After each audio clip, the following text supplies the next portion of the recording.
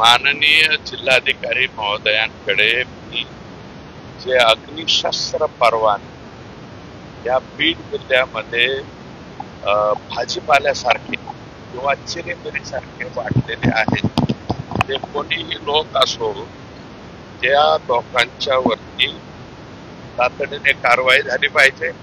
त्यांनी मला आता सांगितलं की 105 ऑलरेडी जे परवाने दिलेले ते रद्द झालेले.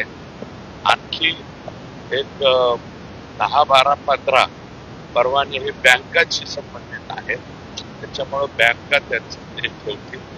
राहिलेले 1000, 1050 परवाने हे तातडीनं त्याचा रिव्ह्यू घेऊन आम्ही लवकरात लवकर रद्द करू, अशा प्रकारचं आश्वासन मला जिल्हाधिकाऱ्यांनी या ठिकाणी दिलंय.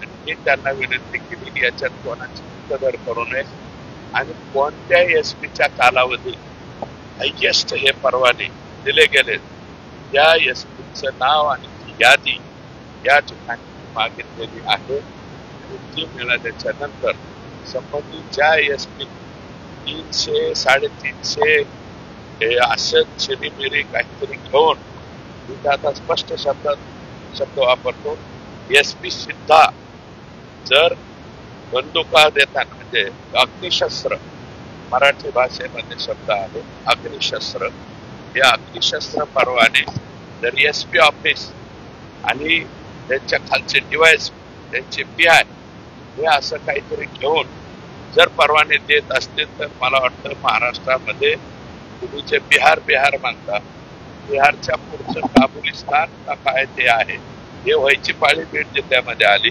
कोणी उठतोय, कोणी परवाने काढतोय, लग्नात गेलं की वर करून दाखवतोय, कोणी लक्ष्मीपूजनाला ठॉय करतोय, कोणी चौकात उभा राहायला ठॉय करतोय, कोणी धाब्यावर बसला पण ठॉय करतोय. हे ठॉय जे आहे बीड जिल्ह्यातलं हे लवकरात लवकर जिल्हाधिकाऱ्यांनी संपवावं.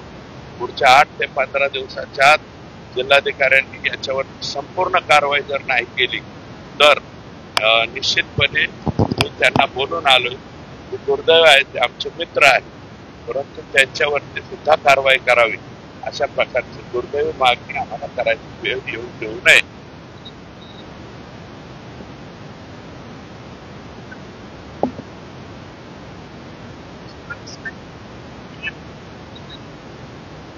ज्या लोकप्रतिनिधींनी शिफारशी केल्या असतील किंवा ज्या लोकप्रतिनिधींनी त्यांचं पद भाड्याने दिलेलं असेल तर त्यांनी जरी शिफारशी केल्या असतील तर त्याही शिफारशी चेक कराव्या.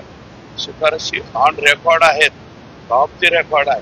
तर त्या एसपीची चौकशी लागल्याच्या नंतर ते एसपी सांगतील ना कुणाचा फोन आलता.